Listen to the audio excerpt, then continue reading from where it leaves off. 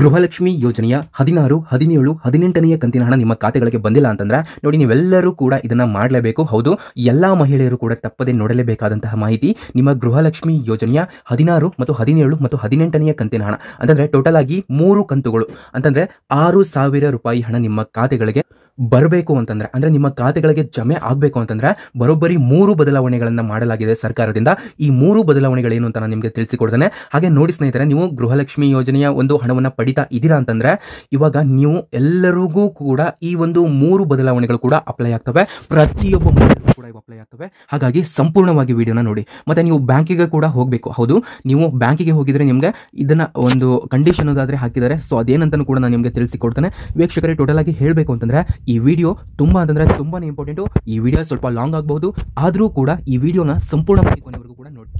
ನಾನು 3 ರಿಂದ 4 ಅಪ್ಡೇಟ್ಗಳನ್ನ ಈ ಒಂದೇ ವಿಡಿಯೋದಲ್ಲಿ ಹೇಳ್ತಾ ಇದ್ದೇನೆ. ಹಾಗಾಗಿ ಈ ಒಂದು ವಿಡಿಯೋನ ಸಂಪೂರ್ಣವಾಗಿ ಎಲ್ಲೂ ಕೂಡ ಸ್ಕಿಪ್ ಮಾಡದೆ ಸಂಪೂರ್ಣವಾಗಿ ಕೊನೆವರೆಗೂ ಕೂಡ ನೋಡಿ ಸ್ನೇಹಿತರೆ, ಇಲ್ಲಿ ಸುಮಾರು ದಿನಗಳಾಗಿತ್ತು ನಾನು ಸರಿಯಾಗಿ ವಿಡಿಯೋ ಅಪ್ಲೋಡ್ ಮಾಡ್ತಾ ಇರಲಿಲ್ಲ. ಅದೇ ರೀತಿನೇ ಇಲ್ಲಿ ನಾನು ಲಾಸ್ಟ್ ಟೈಮು ಒಂದು 10 ಡೇಸ್ ಆಯಿತು ನಾನು ಯಾವುದೇ ರೀತಿ ವಿಡಿಯೋ ಮಾಡಿರಲಿಲ್ಲ.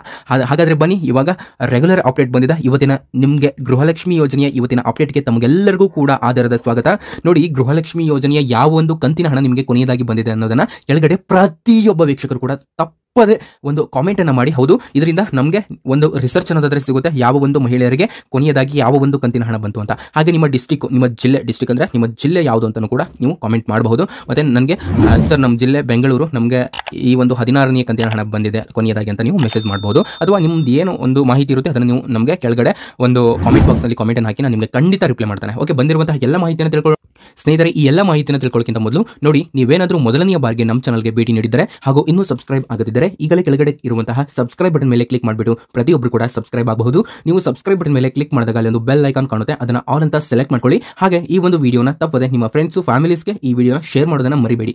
ಯಾಕಂತಂದ್ರೆ ಈ ಒಂದು ವಿಡಿಯೋ ಸುಮಾರು 4 ರಿಂದ 5 ವಿಡಿಯೋ ನೀವೇ ನೋಡ್ತಾ ಇರ್ತೀರಲ್ಲ, ಸೊ ಅದರಲ್ಲಿ ಸಿಗುವಂತಹ ಇನ್ಫಾರ್ಮೇಶನ್ ಕೇವಲ ಇದು ಒಂದೇ ವಿಡಿಯೋದಲ್ಲಿ ಸಿಗ್ತಾ ಇರುವಂತದ್ದು. ಹಾಗಾಗಿ ಸೊ ಸಂಪೂರ್ಣವಾಗಿ ಕೊನೆಯವರೆಗೂ ಕೂಡ ನೋಡ್ತಾ ಹೋಗಿ. ನೋಡಿ ಸ್ನೇಹಿತರೆ, ನಾವು ಕೂಡ ಒಂದು ವಿಡಿಯೋ ಮಾಡಬೇಕು ಅಂತಂದ್ರೆ ತುಂಬಾನೇ ರಿಸರ್ಚ್ ಮಾಡ್ತೇವೆ, ಹಾಗೆ ಶ್ರಮ ಪಟ್ಟಿರ್ತೇವೆ. ನಮ್ಮ ಶ್ರಮಕ್ಕೆ ಪ್ರತಿಫಲವಾಗಿ ನಿಮ್ಮಿಂದ ಒಂದೇ ಒಂದು ಲೈಕ್ ಅನ್ನ ಕೇಳ್ತಾ ಇದ್ದೇನೆ. ನಿಮ್ಮ ಎಡಗಡೆ ಸೈಡ್ ಒಂದು ಲೈಕ್ ಬಟನ್ ಇದೆ, ಅದರ ಮೇಲೆ ಪ್ರೆಸ್ ಮಾಡಿ, ಅದರ ಮೇಲೆ ಕ್ಲಿಕ್ ಮಾಡಿಬಿಟ್ಟು ಪ್ರತಿಯೊಬ್ಬರು ಕೂಡ ನೀವು ಲೈಕ್ ಅನ್ನ ಮಾಡಿ. ನಮಗೆ ನಾನು ಕೇವಲ ಇಲ್ಲಿ ನಿಮಗೆ 1,000 ಲೈಕ್ ಗಳನ್ನ ಬಯಸ್ತಾ ಇದ್ದೇನೆ ಅಷ್ಟೇ. ಸೊ ಇದೇನು ದೊಡ್ಡದಲ್ಲ, ನೀವೆಲ್ಲರೂ ಕೂಡ ಮಾಡಿದ್ರೆ ಖಂಡಿತ ಇನ್ನೂ ಜಾಸ್ತಿನೇ ಆಗುತ್ತೆ ಅಂತ ಹೇಳ್ತಾ ಈ ವಿಡಿಯೋನ ಇಲ್ಲಿಗೆ ಏನು ಅಪ್ಡೇಟ್ ಇದಾವೆ 1 by 1 ಅಂತ ತಿಳ್ಕೊಳ್ತಾ ಹೋಗೋಣ ಬನ್ನಿ. ನೋಡಿ, ಮೊದಲನೇ ಅಪ್ಡೇಟು, 2ನೇ ಅಪ್ಡೇಟು, 3ನೇ ಅಪ್ಡೇಟು ಅಂತಂದ್ರೆ ಈ 3 ಅಪ್ಡೇಟ್ಗಳು ಬದಲಾವಣೆಗಳು ನಿಮ್ಮ ಗೃಹಲಕ್ಷ್ಮಿ ಯೋಜನೆಯಲ್ಲಿ ಕೊಂಚ ಬದಲಾವಣೆ ಅಂತಾನೆ ಹೇಳ್ಬಹುದು.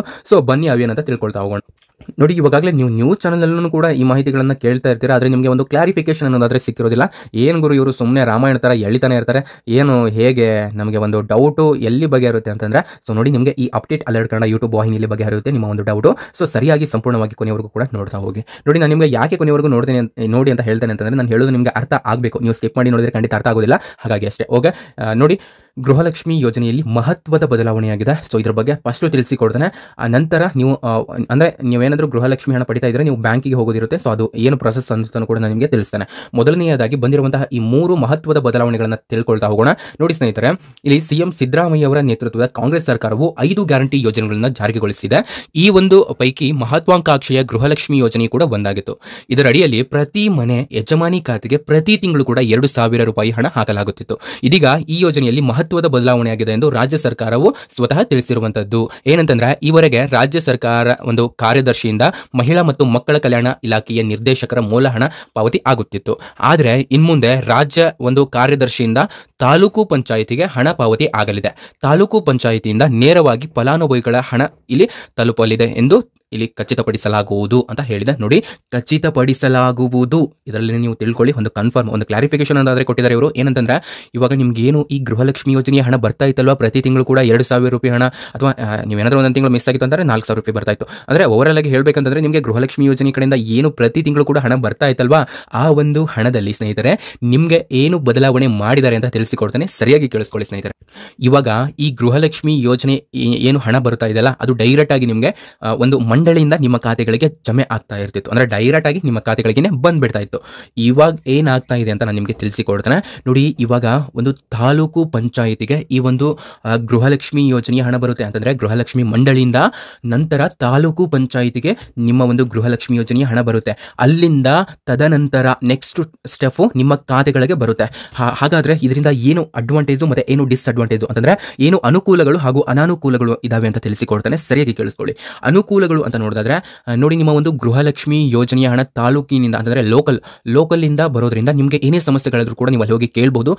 ನಮಗೆ ಯಾಕೆ ಹಣ ಬಂದಿಲ್ಲ ಅಂತಂದರೆ ಅದ್ರ ಬಗ್ಗೆ ಒಂದು ಕ್ಲಾರಿಫಿಕೇಶನ್ ಅನ್ನೋದಾದ್ರೆ ನೀಡುತ್ತೆ ತಾಲೂಕು ಆಫೀಸು. ಸೊ ಇದರಿಂದ ನಿಮ್ಮ ಖಾತೆಗಳಿಗೆ ತಾಲೂಕು ಪಂಚಾಯಿತಿಯಿಂದನೇ ಒಂದು ಡೈರೆಕ್ಟ್ ಆಗಿ ಹಣ ಬರೋದ್ರಿಂದ ಎಲ್ಲೂ ಕೂಡ ಯಾವ ಒಂದು ಕಂತಿನ ಹಣ ಕೂಡ ಮಿಸ್ ಆಗೋದಿಲ್ಲ. ಯಾಕಂತಂದ್ರೆ ಲೋಕಲ್ ಇರುವಂತಹ ನಿಮ್ಮ ಒಂದು ಮಹಿಳೆಯರ ಡೀಟೇಲ್ಸ್ ತಾಲೂಕಿನಲ್ಲಿರುತ್ತೆ. ಹಾಗಾಗಿ ತಾಲೂಕು ಶ್ರೀಕಾಂತ್ ಆಚಾರ್ಯ ಇವರು ನಿಮ್ಮ ಜೀವನದಲ್ಲಿ ಏನೇ ಸಮಸ್ಯೆಗಳಿದ್ರು ಕೂಡ ಫೋನಿನ ಮುಖಾಂತರ ಶಾಶ್ವತವಾಗಿ ಪರಿಹಾರವನ್ನು ನೀಡ್ತಾರೆ. ಕೇವಲ ಕೆಲವೇ ಕ್ಷಣಗಳಲ್ಲಿ ಶಾಶ್ವತ ಪರಿಹಾರ ಅನ್ನೋದಾದ್ರೆ ನಿಮಗೆ ನೀಡ್ತಾರೆ.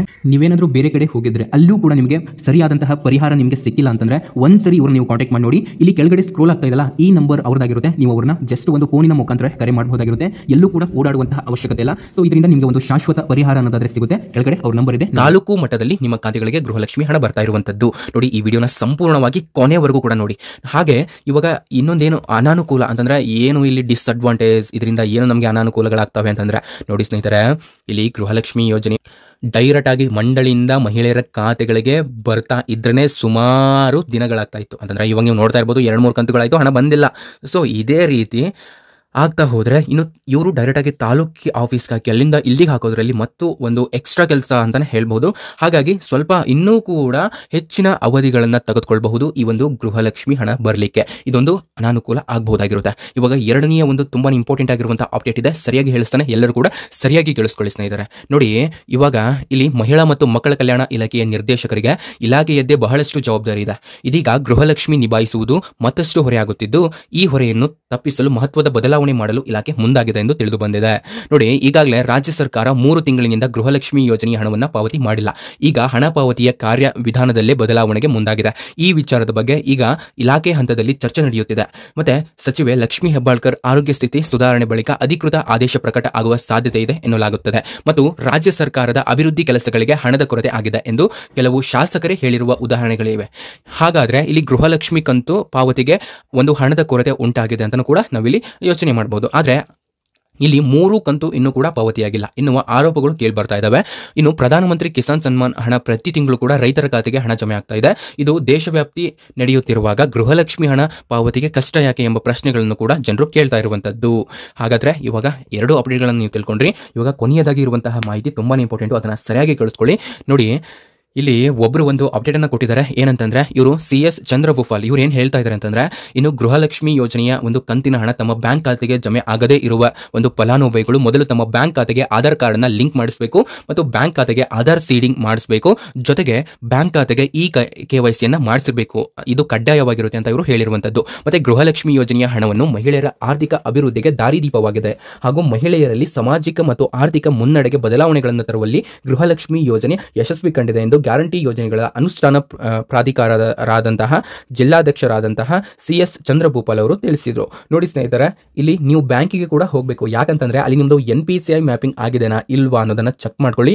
ಹಾಗೆ ನೀವು ಬ್ಯಾಂಕ್ನಲ್ಲಿ ಹೋದ್ರೆ ನಿಮ್ಮ ಒಂದು ಆಧಾರ್ ಕಾರ್ಡು ನಿಮ್ಮ ಬ್ಯಾಂಕ್ ಜೊತೆಗೆ ಲಿಂಕ್ ಅನ್ನ ಮಾಡಿಸಿ. ಸೊ ಈ 2 ಕಾರ್ಯಗಳನ್ನ ಯಾರು ಮಾಡಿಸಿಲ್ಲ, ಹಾಗೂ ಇನ್ನೂ ಒಂದು ನೀವು ಮಿಸ್ ಮಾಡಿರ್ತೀರಾ. ಏನಂತಂದ್ರೆ ಇವಾಗ ನಿಮ್ಮ ಒಂದು ಆಧಾರ್ ಕಾರ್ಡ್ ಇರುತ್ತೆ ಮತ್ತು ನಿಮ್ಮ ಒಂದು ಬ್ಯಾಂಕ್ ಅಕೌಂಟ್ ಇರುತ್ತೆ, ನಿಮ್ಮ ಒಂದು ರೇಷನ್ ಕಾರ್ಡ್ ಇರುತ್ತೆ. ಈ 3ರಲ್ಲೂ ಕೂಡ ನಿಮ್ಮ ಹೆಸರು ಯಾವುದೇ ರೀತಿ ತಪ್ಪಿರಬಾರ್ದು, ಕರೆಕ್ಟ್ ಆಗಿರಬೇಕು.